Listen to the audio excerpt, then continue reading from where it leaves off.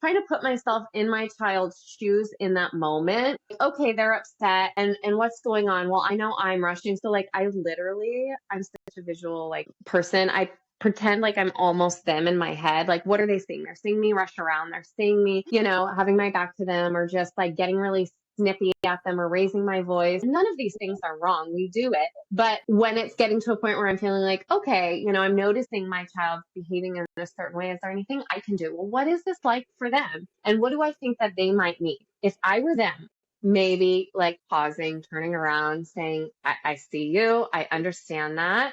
And right now I'm doing this. I need you to give me a couple minutes versus like snapping, right? And being like, oh, don't you see I'm cooking? Get out. I'm so overwhelmed. I'm so stressed. And it's like, okay, they want to help. I love that you want to help. I appreciate that. Right now, this is what you can do to help her instead, right? We'll make it out and fall in love tonight. We are very, very, very excited for today's episode. Our guest is Ashley Ayala. Ashley is a licensed marriage and family therapist who specializes in family dynamics, intergenerational trauma, and parenting support. She offers virtual coaching sessions through the Positive Parenting Program in order to help caregivers understand their children, their behaviors, and engage in more effective and fulfilling relationships. Ashley, thank you. Thank you guys so much for having me. I'm so excited to be here. Yeah, we're really, really excited. And this is, just so that everybody knows, this is our second go around with Ashley. We recorded with her last month, and then through the ethers of the internet and everything like that, that recording didn't work out. So we're back at it again. And we're really, really excited, Ashley, because we enjoyed the first conversation that we all three just got to kind of participate in. And it was really beneficial and helpful. And now we get to do it again. And like we mentioned, we want to start off with exploring this idea in it's not even an idea, but this all stems from stuff that we've posted online. And a lot of times the stuff that we share on our page and on Facebook and everything like that, it sparks a whole bunch of stuff inside of us where we think that this beautiful thing is kind of taking place through social media, at least how we see it and how we kind of work with it, where we'll share something and then we get feedback on it. But a lot of times it's this mirroring effect where we're triggering something in the person that's consuming the content. And it sparks something inside of them that they're then coming back at us with, in the comments. And we get to reflect ourselves. We get to see and hear and process through our lived experience for whatever reason that, do you know what I mean? Like it triggers them, they trigger us. It's just this dance back and forth that for us, we're trying to always kind of heal through and process, even though we do spend times in like baby, you'll never guess what they just said. Can you believe what they just said? But for the most part, we're trying to do it in a healthy way. And so when it comes to physical abuse and emotional abuse, those two types of abuse, even though I know that there's a lot of nuance in between all of them. How have you, oh my gosh, Ashley, I can't even get this question out. You can. So yeah, emotional abuse is one of those things that doesn't get talked about a lot. It kind of gets looked past, right? Where physical abuse is what people think about most often when we talk about abuse or when abuse is talked about. And they're not thinking about emotional and psychological abuse.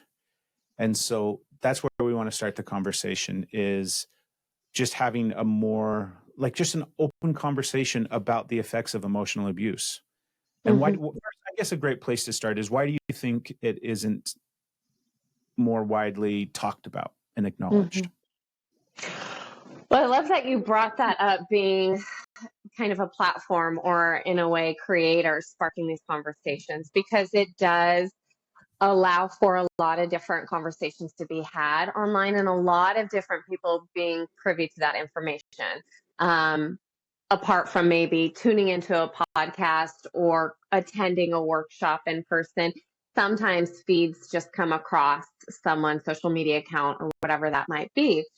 And yes, it can definitely bring up a lot, but I love that it can be a great place to kind of take that feedback and do some self-exploration. And I love that you have your partner and you guys can just go, oh my gosh, and process it, because it is, as someone myself who puts a lot of information out there on some pretty touchy subjects, you do get both sides of the coin. Someone totally affirming and feeling like, thank you for saying this. No one's ever called it out like that or put it in this way. And then you get the people where it doesn't land very well and you get a lot of backlash. And so having a partner to kind of lean on for that is so helpful, but it provides this amazing space to really consider how these things impact everyone in a wide variety of ways and how we are all so different the way we've conceptualized it. So going to your point about physical abuse, emotional or psychological abuse, a lot of the things I hear when it comes to physical abuse for people who might be in support of it is, well, it happened to me and I'm fine, or it wasn't that bad, or I deserved it, right? And so it really is just so interesting how someone has taken that meaning of what has happened to them and kind of absorbed it and carried it. I saw you share a reel kind of talking about that Facebook post, and it was so ironic because the week before I do some freelancing blog reviews for clinical mental health articles that are written just to make sure that clinically sound, the resources and references are from accurate sources before it gets published. And one of these studies that was linked, and it was a full-on study with the abstract conclusion, all of that, was really showing how there are children who have gone through emotional abuse growing up have higher outcomes for anxiety and depression they compared it to children who have experienced physical abuse. And I say that with all the love and caveats that one is not like better than the other or to say anything of anyone else's experience. And I'm sure there is a wide variety of nuances with that. Nothing is better than the other. That being said, it can be something that it's really hard as someone who has worked closely with CPS. It is really hard to prove emotional abuse and to follow through and convict parents or caregivers or adults who have done this. And it's a shame because it is this covert way to hurt someone so deeply, but it doesn't leave visible scars or marks or anything. So it gets brushed under the rug and overlooked, and it has such a detrimental effect on children. And now we know it absolutely affects them in the long run as well.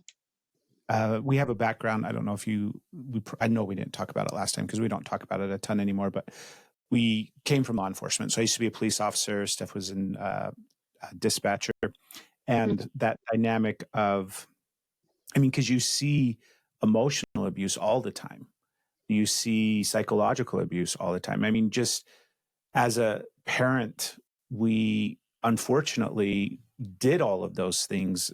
Our kids are a little bit older now. They've graduated and moved out of the house, but that was unfortunately just kind of like the way that we parented, not knowing any better, right? And so having the dichotomy of, well, you can't really prove emotional abuse, or it's really difficult to prove and it's really difficult to charge. I'm kind of, when I say I'm grateful for that, I'm not grateful for that. I wish that it was very, very different. I wish that we had a system in place where it was, there's so many things that I wish. I wish we just did parenting differently. I wish we did raising kids differently. I wish we did relationships differently. But I'm grateful that, I guess I'm not grateful. I was going to say I'm grateful that, because we're guilty of it, right? We're guilty of this thing called emotional abuse. We're guilty of this thing called psychological, because that's literally just kind of how we were raised as well. Like, we're peeling back those layers so many times of what we have done as parents because we didn't know better. Yeah, that's a good point. There's the whole fact of, if it was more talked about, if it was more aware, then people would have awareness of their behaviors, their parenting style as being hurtful in time. Like, I personally used fear a lot. Like, this is like, if you do this, this will happen. Like, I tried to use fear, intimidation, not just like me, like repercussions, but you're going to get hurt. You're going to basically any risks that they wanted to take that was really normal and healthy and that these kids should be taking. I was like, this might happen. And if something happens to you, that'll kill me. So you can't do it. Right. All of these things that I was taught that I thought was really loving, because I'm just caring about their safety and I love them and I want them to know how much I love them. So of course, like and it's not till really diving into my own therapy and my own healing that I get to unpack that and look, and it's like, oh man, that was really messed up. I put a lot of pressure on them. I minimized, made them small, made them fearful, made them to be themselves. They had to break past my fear. And so all these things of like, if we could see, if it was more talked about and we knew that this was harmful and unhealthy and just the emotional abuse that it is, then there would be a way to start to prevent that. What you're touching on is sometimes when we are in the throes of parenting, especially if we haven't done maybe our own work with therapy or just doing our own kind of taking inventory of our upbringing, our family, and kind of the reasoning why we do often show up in ways that maybe later we look back and go, okay, I see why I was doing that. I was so scared and I love them and I thought this was the best way to do it. And I think a lot of times that does happen where we are going through the motions and we're in the throes of being a parent with the stressors, and we just show up how we can, how we know, how we've been taught. And the beauty of being able to pause at any given moment, at any age, and do that work and do that self-examining and take ownership for it and really understand where it's come from, how you've had a hand in it, and then how you can repair or approach your children to maybe mend the relationship or show up differently, or even create opportunities for your children to share their experience as well. Ashley, can you talk about some of the ways that emotional abuse might show up in parenting? So what are some ways that it looks, kind of what parents are doing, result in emotional abuse? And then what are how does that manifest later in life? Like I know you talked about earlier, a higher rate of anxiety and depression, but what are some other ways that it kind of manifests and creates issues later in life?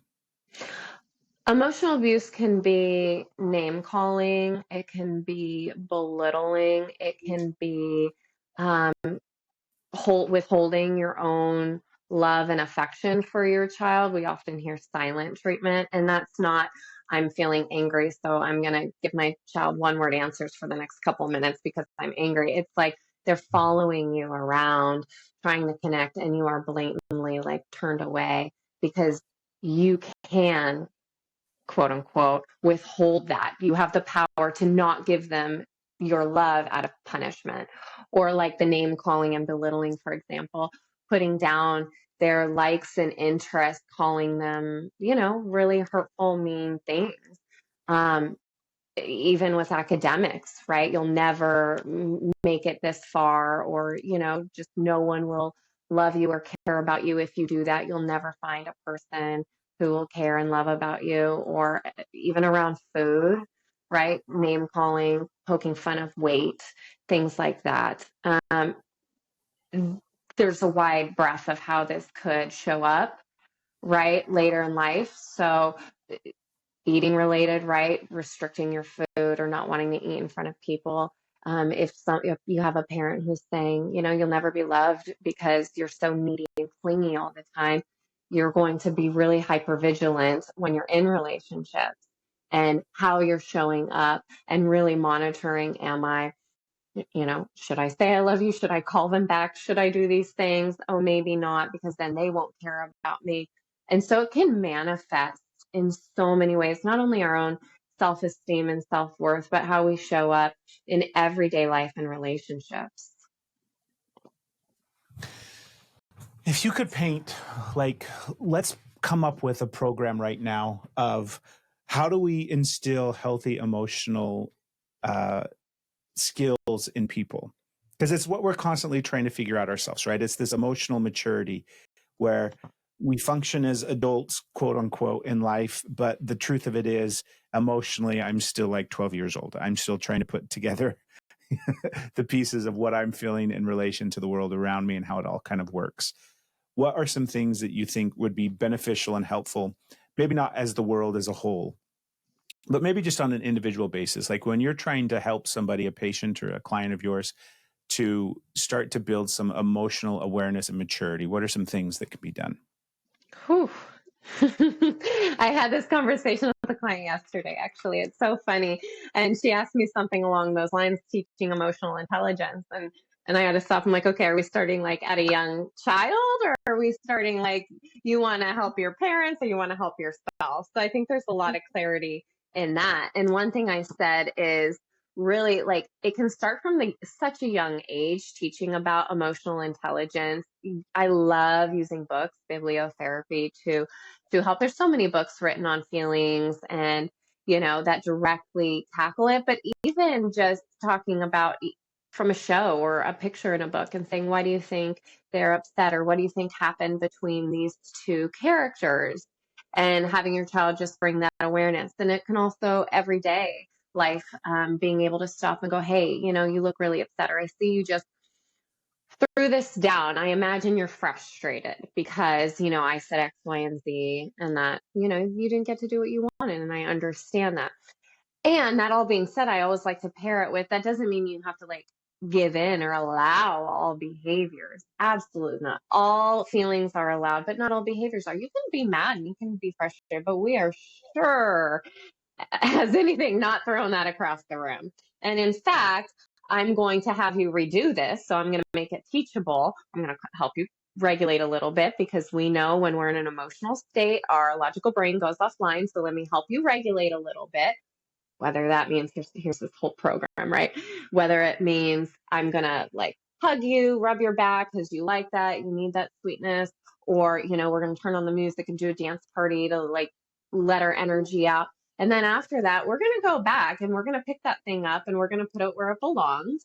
And that's not how we're going to express our emotions because we don't do that in our house. But I love you and I care about you and you're allowed to be frustrated, right? So there's a lot of these real life scenarios that help not only call out feelings, teach about them, teach about why you're feeling like that and what to do with it.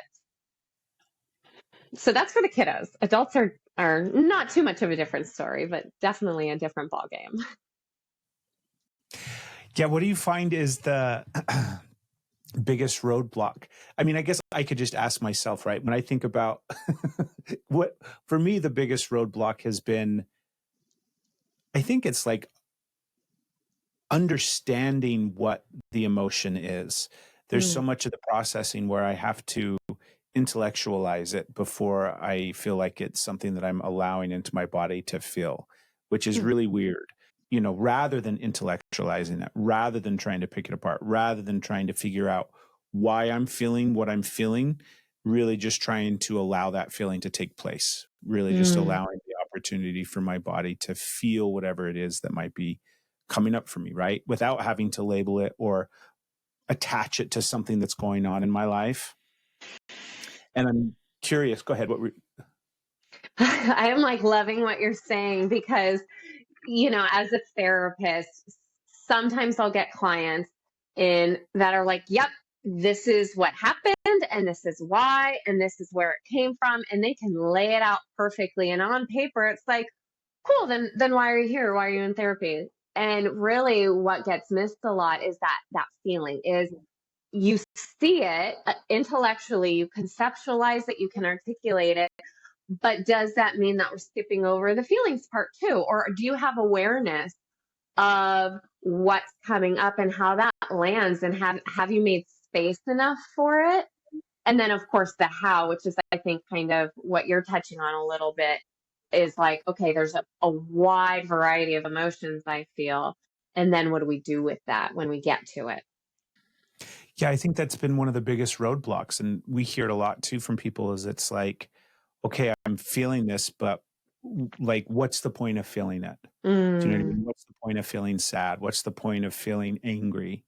Mhm. if it's not going to fix anything. Mm. What would Mhm. you say to that? Right. And what does fixing it look like? So, the beauty of emotions is they really can give us insight into something. And emotions aren't bad. It's not a problem unless it's actually a problem. So, just because you're angry, there's nothing wrong with feeling anger, unless then, right, you're so angry you can't fall asleep at night because you're ruminating and now you're running off 3 hours of sleep and now you're showing up to work and you're not able to focus and all of this stuff. Like, it's not a problem unless it's actually a problem for you and maybe some of the people around you, right? How it's impacting the relationship. So, that all being said, when we're able to sit with a feeling and just go, okay, thank you for sharing why I'm upset. Thank you for giving me this insight and information. I want to honor that I'm feeling that. And I want to, and you can go one of a couple ways. Sometimes it's like, yeah, let's sit with it a little bit. Let's make space for it. Let's, if we're sad, let's cry or let's grieve and let's go through the motions, because we often can't, we harbor energy, we hold it in. And when we push it aside, it just kind of stays stuck. It somehow resurfaces. We get these like triggers and we're like, why am I mad again? Oh yeah, that's because of this that I didn't, address or work on or process well enough and learn and grow and do all my self healing and discovery. So when we're able to make space for it, we can really allow that energy to flow through us so that way we can move forward. Now, I also say sometimes it's like, hey, man, I have been spending a lot of time on you lately and I'm ready to move on. Like, I can't keep doing this every 3 minutes of every day, get re-triggered and be mad. And then so we can also teach, lots of thought stopping and thought replacing techniques, or we can create, I sometimes will suggest like a little time you carve out where, okay, at the end of the day, you sit and you just do a big journal dump of everything bugging you and what's going on. And maybe you set a timer. If you're someone who constantly ruminates, set a timer, do your dump, and then that's it. Timer's off and you can pack it away until the next day. And if something comes up, take note, but you're here to get back to work, right? So there's a lot of different ways to address it. It can be such an individual approach for like each person, right? What they're going through. There's some people who don't really feel the feelings. And so really getting in touch and starting from scratch of what was it like growing up with feelings, and was that something that was shut down a lot? Was that something that you were taught how to manage and navigate? This may very well be the first time some people have even gone to therapy, for example, and this is the first time they've really had a place to openly discuss and explore it. They may have just like put things on the back burner their whole life. So sometimes that's a great starting point too. I'm checking in with that. There's something that came up for me recently is like one of my go-tos is that avoiding emotions. And so it's been something that's I've had to work on, and I constantly work on being able to sit with emotions and really feel it. And I gotta tell you, like, I'm proud of myself. I'm doing a really good job. And I had this moment of just, Matt, I've had enough, right? I'm like, I'm doing it. I'm feeling the things. I'm processing. I'm sitting with it. Why is it still here?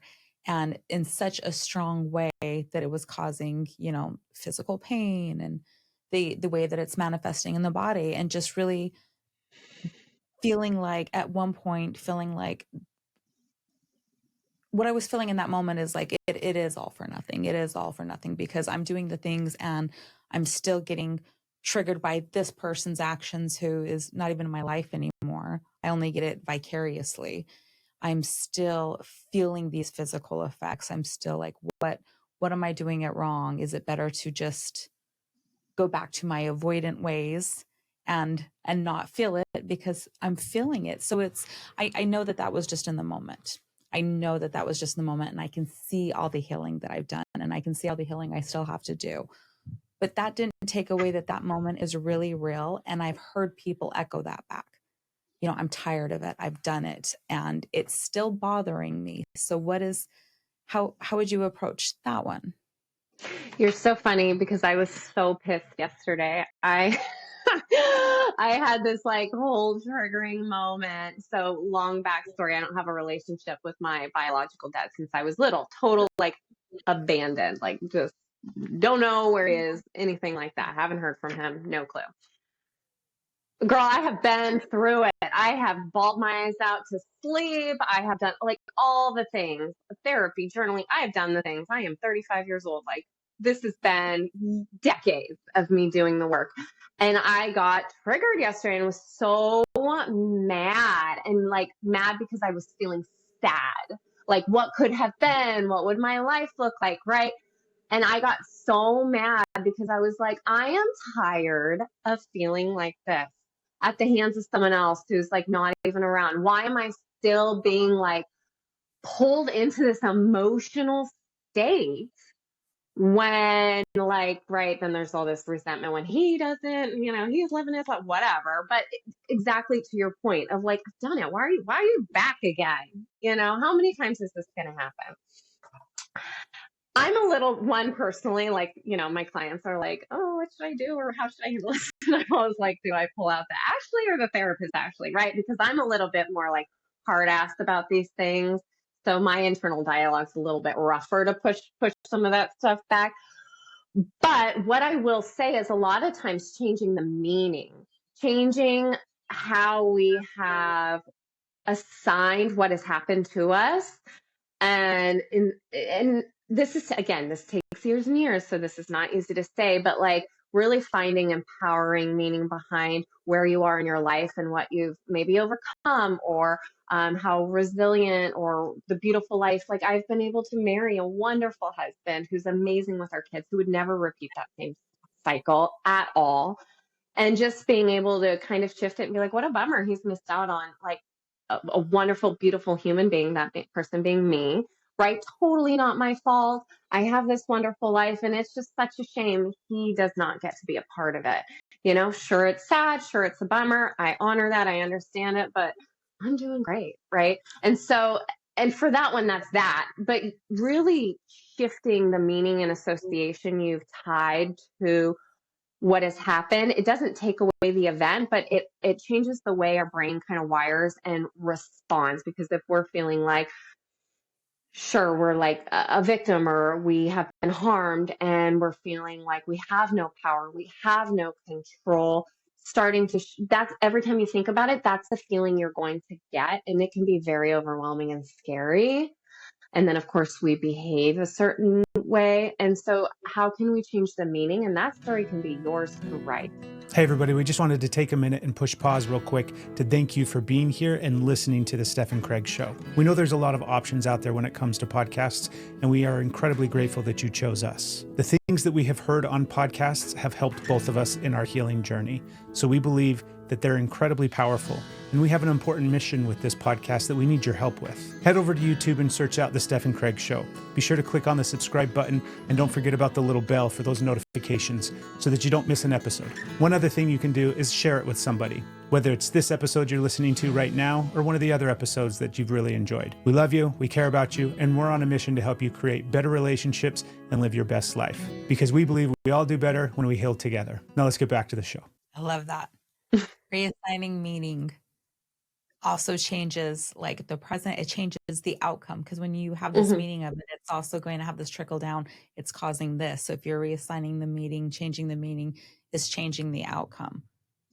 It's changing the outcome, not getting obsessed with the outcome, because we don't know the future, and that gets us, but still it allows for more possibility other than the train wreck that you may be thinking it is. You know, there's so much more that can come just with and it's not simple, as you said. Right. Not simple. I can think of a few times I've been able to do that, and it's usually a spontaneous comes to me. It's rare that I've been like, okay, I can change this meaning, I can fix this, or fix this. Interesting word choice I just used there. Oh, yeah. Actually, when you think about, because you just shared something personal, thank you, by the way. The ramification, not necessarily the ramifications of not having a parent in your life, but I mean, you had a relationship with your father your whole life, even though you haven't had a relationship, right? Like there's still this thing that takes place where we're in relation with other people, even when we're not, quote unquote, in a relationship with them, right? Like, you have a parent figure, you have a father figure your whole entire life that you're interacting and feeling and reacting to, even though they're not physically present.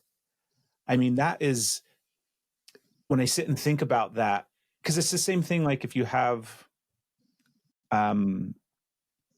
a parent that passes away, or somebody that goes like no contact with their parent, or all of these other kind of examples where, or even in relationships where, maybe you break up with somebody and you're no longer in a relationship with them or something like that. But I don't really have a question. I just find it fascinating that like the human brain, psyche, mind, emotional body, nervous system, we talk about it too, where we will, if we don't have any current problems in our life, we'll go ahead and just create them out into the future. Why not? So that we can worry about those things, because right now everything's really good, right? Yeah. It's just insane. It's really wacky.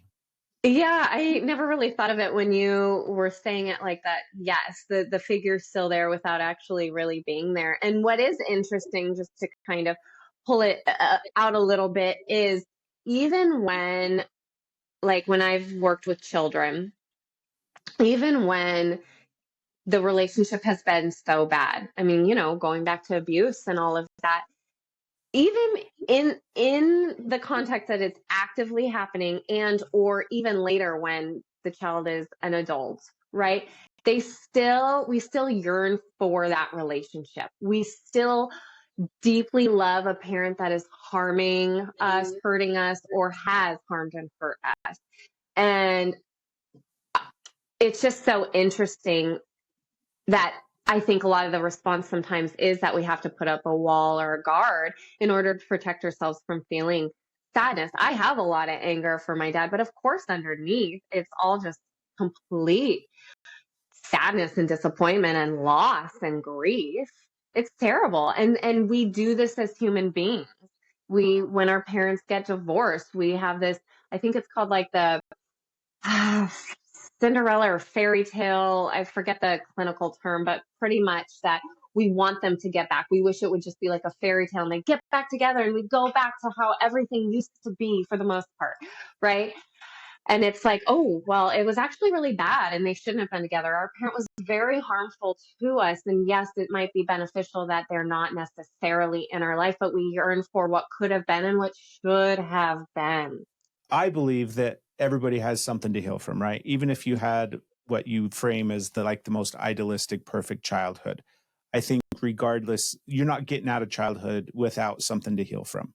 There's, in my opinion, at least, where there's just not a way to get through a part. I don't think it's reality. So I want to hear you speak to that idea that you can, I don't know. Like, is there truthfully securely attached people? Like I heard some statistic the other day where it was like 60% of the population is securely attached. And I'm like, there's no fucking way that that's true. Right? There's just no way. Because I don't know anybody that is. I can't think about any friends, family members, people that we've met. I have to interject because my husband has a secure attachment style and I give him so much shit in the best way because I like, what I've grown up with my attachment stuff I could go into for a while. But his parents are lovingly, happily married. He grew up in like pretty much the same home. He moved once because they were military when they were younger and went to all the same schools that he was supposed to go, his feeder schools, like all of this. And I'm just like, wait, what? Because who, like, you're so lucky and I love it for him. And we're raising our kids like that. So it's beautiful, but it's like, what?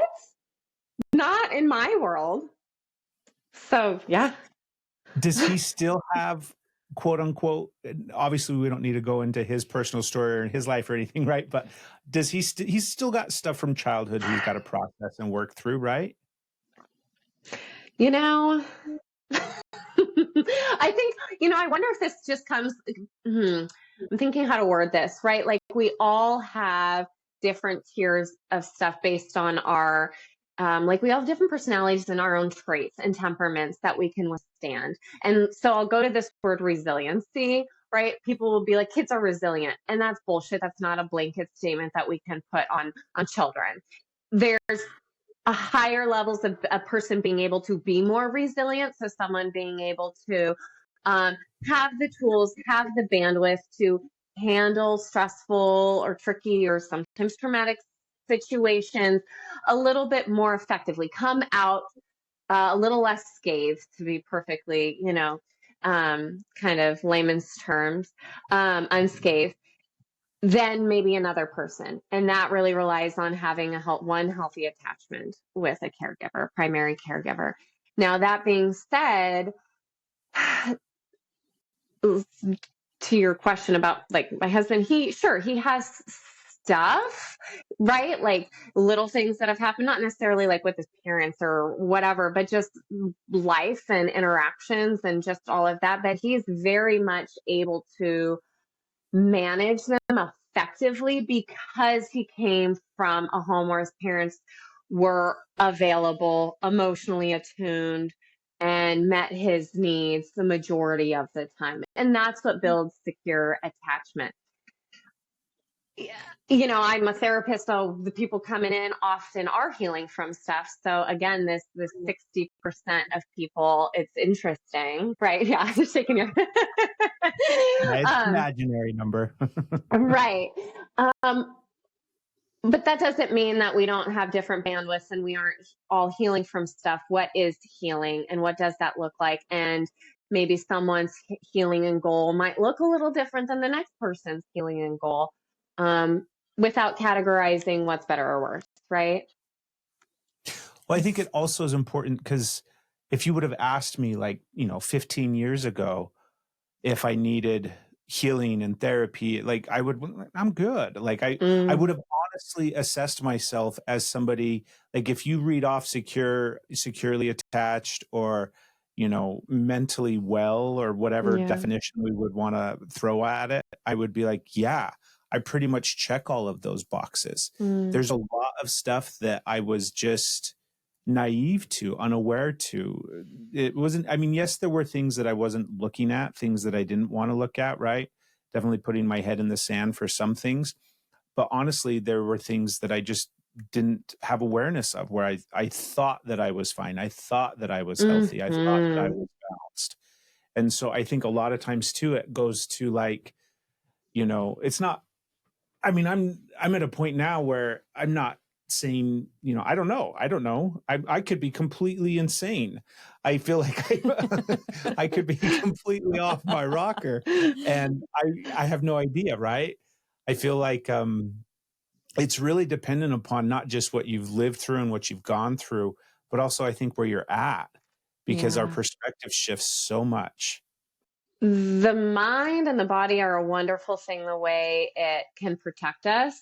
So like I've had clients who will share about past domestic violence and be like, oh my gosh, I didn't even realize it really was that, or that it was so bad. And they're describing it and it's very bad. It's textbook, it's clear cut domestic violence. And they just didn't really realize that they were in it. And oftentimes it's like, well, because I was raised around it and it just, I learned to just like go with the flow, push it under the rug, all of these things.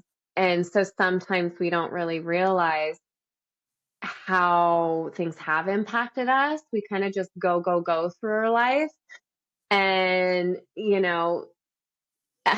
parenting is wild because it can bring up so much. And sometimes we can pause and take inventory and assess and go, wow, I'm not showing up the way I want to be, and kind of looking and going, okay, that's because I'm carrying a lot. I've been pushing through my life a certain way, and this is bringing out a lot. And so now that I'm pausing and taking a peek at it all, I'm really seeing that there were some things that were not okay and not right.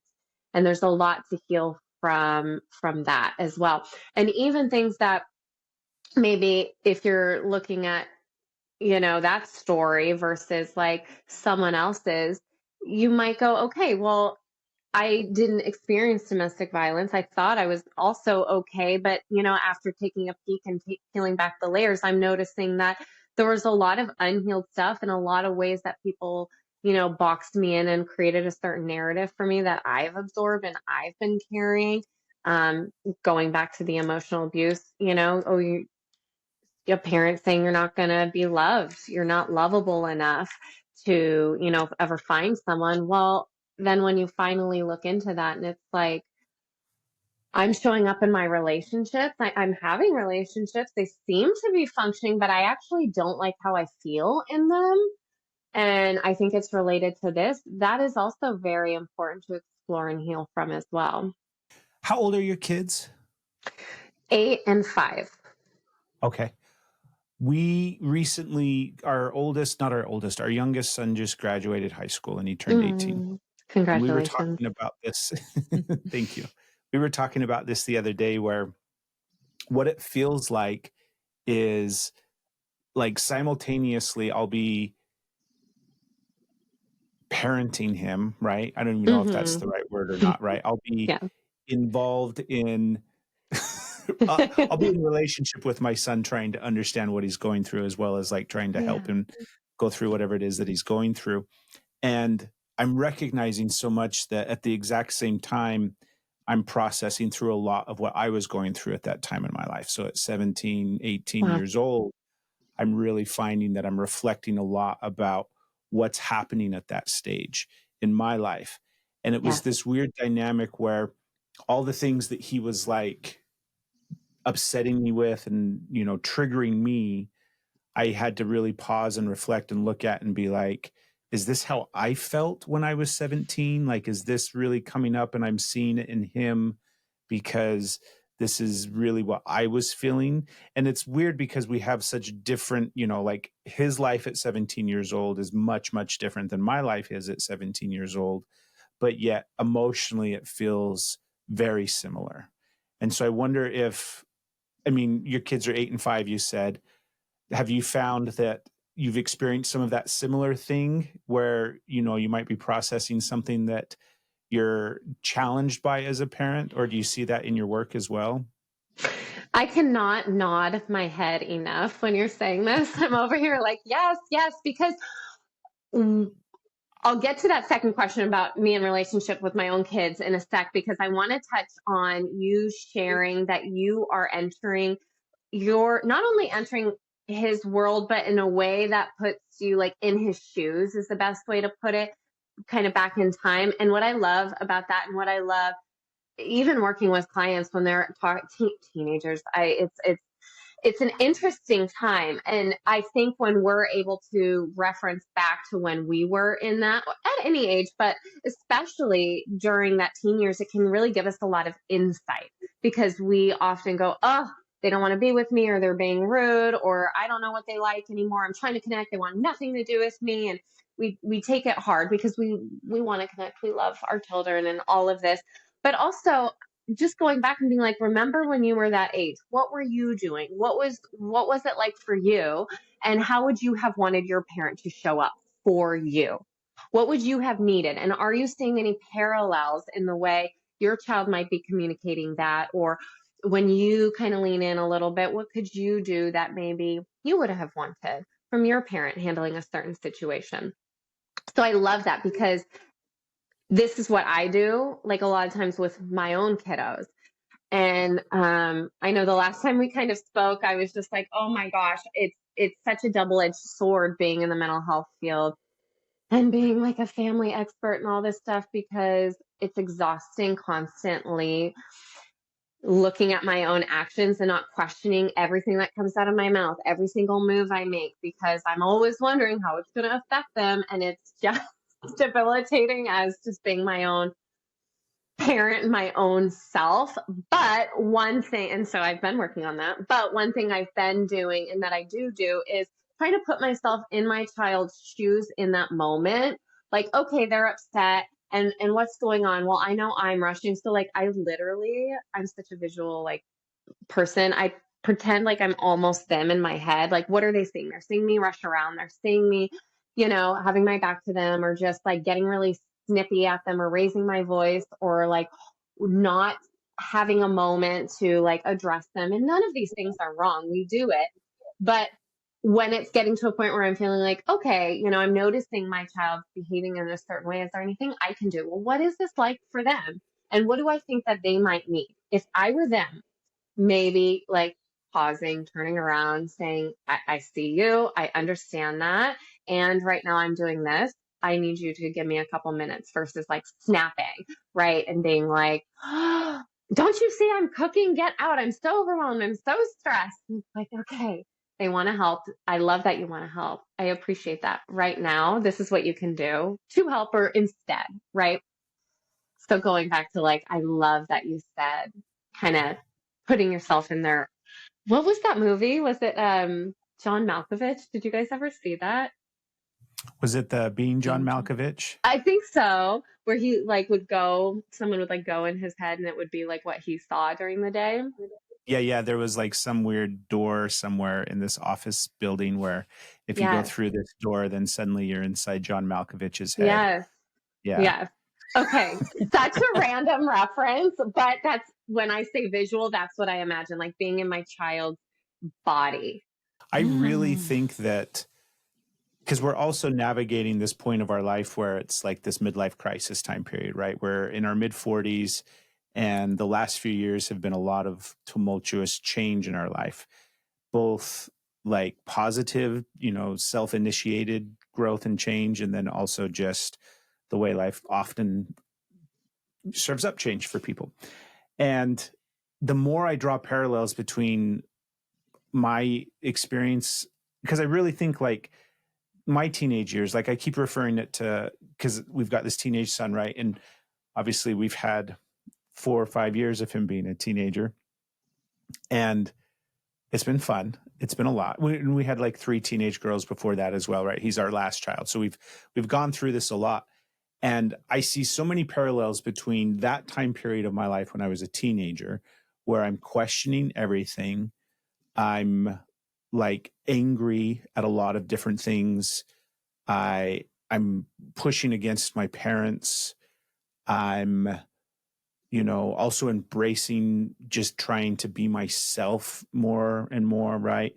It feels like that time frame of my teenage years is so directly correlated to like 40 plus, where I'm very much like in this growth space of questioning everything about myself, really trying to solidify who I am in the world and where I fit completely. How much more can I just be who I am, be myself, be myself, be myself? And they seem to mirror each other so much. And I wonder if, I mean, this isn't, I don't think anybody's like doing massive studies about the parallels between our teenage years and our midlife crisis, but I really think it has some connection where there's something about what takes place in those teenage years, because there's like brain development that happens hormonally, our body. There's all of this like really big explosion of change inside of our bodies when we go through that teenage time period in our life, but also just the way that, you know, society structures and sets it up to where you're graduating high school, you're supposed to be starting your life as an adult, you're supposed to be doing all of these things. It's such a big transition period. And it feels like that same transition is happening now at this point in our life. Yeah, I have no idea on the parallels of that. That's a good kind of topic. What comes to mind that I can speak to is the beauty of raising our kiddos is really creating a space to understand who they are themselves, like helping them understand who they are and their values and the values within our home, and problem solving skills, right? Critical thinking, as well as emotional intelligence, social, like all of these things. And every interaction, or a lot of interactions, are opportunities to teach this. And so I'm so curious, right? Creating that space for them, and then how that would parallel when we're going through our, you know, midlife crises. Everyone's picking up pickleball right now. I don't know what that's about. Right? Like how we are able to navigate that, having a fully developed brain, having more skills at hand, having resources, being this like full adult in our 40s, right?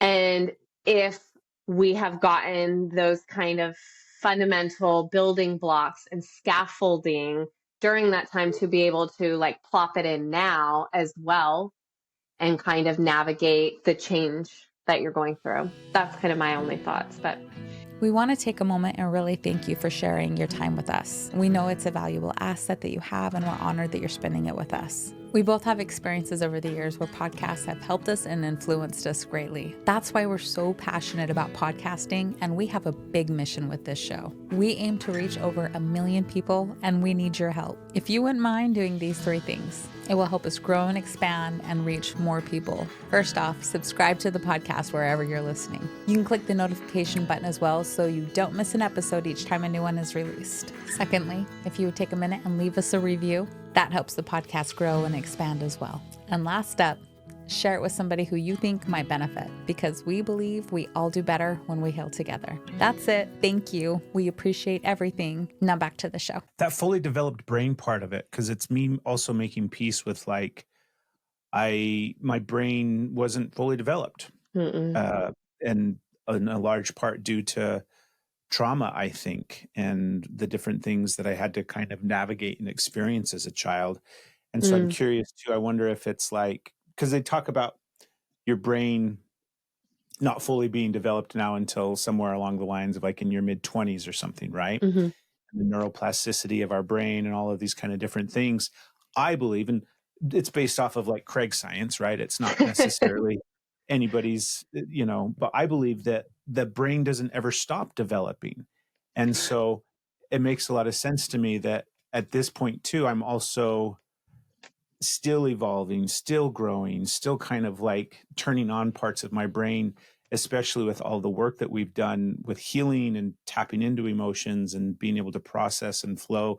Like it makes total sense to me that my brain is healing and that I'm getting new neural pathways because I've cleared out some shit and processed some things, and also brought in new energy with being able to express and connect and process emotion and everything like that. Could you speak on some of the things that trauma will actually do when it comes to brain development? And I mean, it's not even just brain development, but, physical development, emotional development, all those kind of different factors. Yeah, we should sign up for another podcast on this. This is like, Right.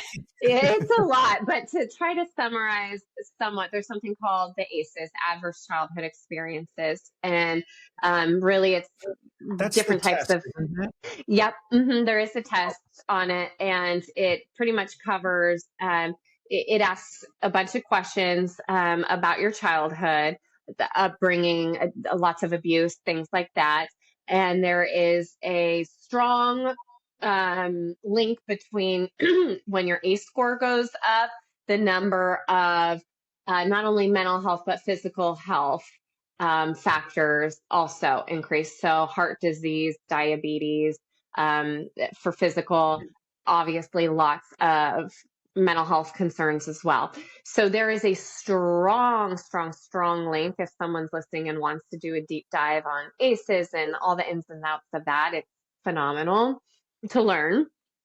And yeah, it does actively change our brain. There's this book, The Boy Who Was Raised as a Dog. It's a phenomenal book for clinicians. It's a hard one to read if you are not in the field, but it really talks a lot about case studies and breaks down different situations where the kiddo has been not in the best situations and how it has affected them. So one story is about not getting their emotional needs met. This little girl did not get her emotional needs met. The mother was physically present, and I don't know where the dad was. The mother was physically present, but would barely really respond to her, barely like really talk. She knew how to talk and knew how to walk and all of that, but everything else was just shut off. And she wasn't gaining weight. She wasn't growing. She was completely underdeveloped and was in the hospital. And it wasn't until the author, it's Oliver Sacks, I believe is the author, who was the psychologist, did a little bit more deep dive and found out that there was this strain in the relationship, the connection, that human need we have. And so she had a lot of failure to thrive was her diagnosis. Her body literally stopped growing because she wasn't getting that emotional attunement. And again, just to clarify, this isn't like, oh, I didn't respond to my kid one time. Like this is, I mean, these are severe cases, but it can really show how it can have an impact on the brain and the body.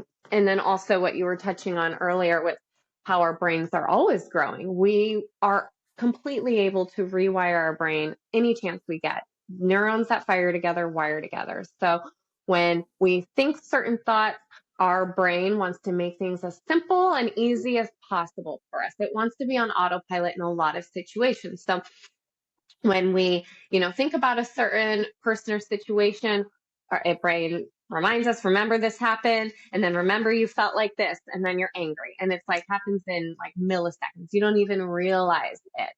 And so what can happen is if we work on shifting our thoughts, those neural pathways that are just on autopilot firing right there can weaken when we shift it to another way. That goes back to the changing the meaning. I think about that person and then we change a little bit of the meaning behind it, and then it elicits a different feeling, and then we have a different response. So you are 100% able to rewire your brain any given day.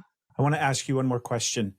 Because one of the other big things that we've been kind of processing and truthfully sitting with, and this relates not to just our relationship and the dynamic of kind of healing together, but also with parenting.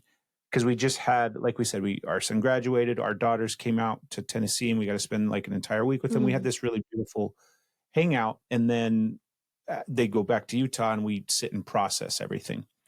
And so much of what it feels like, not just in regards to parenting, but also in the relationship between the two of us, so much is taking place unconsciously. There's so much that is happening both like internally within our own body and our nervous system, but like literally unconsciously recreating our patterns from childhood that we just have fuck all awareness of up until the point that we do, right? Until we do have awareness of it. And so what are some things to help bring awareness to because when I talk about the unconscious part of it, it's not like, oh, it's just an education thing where I didn't know this thing, right? It's not like, oh, I didn't have that information and now I have that information. But it's like the literal part of your, it's the unconscious part of us thinking, moving, reacting, kind of existing separate from our conscious mind and our conscious choice and our conscious actions. What are some ways that we can bring awareness to that part of ourselves so that we don't act out unconsciously all over each other with messy stuff? I think in the moment, it can really be good to take inventory. I like to do something called body scans where every now and then I'll just like take a check-in. So you're talking about, right, like family function, like you got all your 4 kids there, like you all are hanging out, lots of energy moving. And so taking that time, you're sitting at the table just to pause for a second while other people are talking and just notice, okay, what am I feeling? Am I kind of like holding a lot of tension? Am I feeling kind of like agitated about something?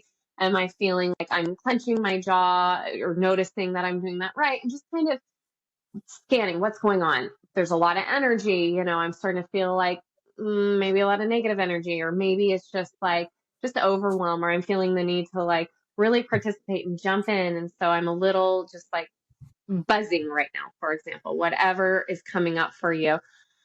And then readjusting a little bit. And what does that mean? Everyone's going to be a little different, right? Taking some breaths, maybe just releasing your jaw, or, hey, I need to step away for a second because I'm noticing I'm being a little snippy with people. Let me just run to the bathroom and do my strategies that like I've worked on with my therapist or that I've read about or whatever, or that I know work for me.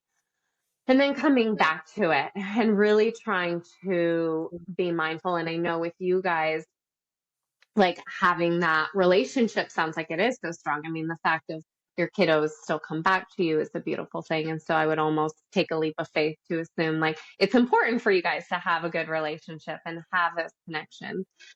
And I always like to think, what's kind of the goal when you have this dynamic with your kids? Is it that you want to have an open, warm, loving, honest home? Is it that you still, I mean, what is the goal, right? And so how can I show up right now regulated? How can I show up attuned to other people in a way that still makes my home safe enough where they want to return, for example, if that's like the ultimate goal, right? Which again doesn't mean that someone's pushing or acting, not appropriate for your household rules. That doesn't mean you don't address them, right? This isn't like complacency here, but the way we approach those things can be very different when we're aware and well regulated. And then, of course, the other person can be a little bit more receptive and it can change that dynamic. Ashley, thank you so much. It's so fun to talk with you. We really, really appreciate it. Oh, anytime. It was so funny last time when we were recording and we had the issue. I was like, no, I want to come back. And I guess the internet and all the recordings were like, all right, we'll have you back real soon then. We will delete all of hear this. you. Yeah, the universe got the message. Yeah. Is there anything you'd like to share before we wrap up?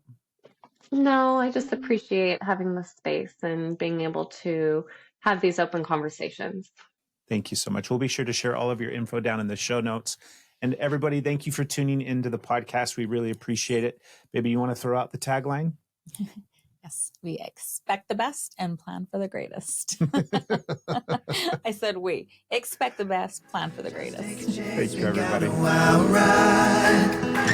Wait and see, you and me, we were meant to be. We want to make something perfectly clear. This podcast is presented for educational and entertainment purposes only. It's not intended to be used as a substitute for professional advice. We're sharing with you our own personal insights and experiences, things that we have found to be helpful and healing on our journey. But we are not licensed therapists. If you need help, it's important to seek out a qualified professional. Remember, we believe we all do better when we heal together. See you soon.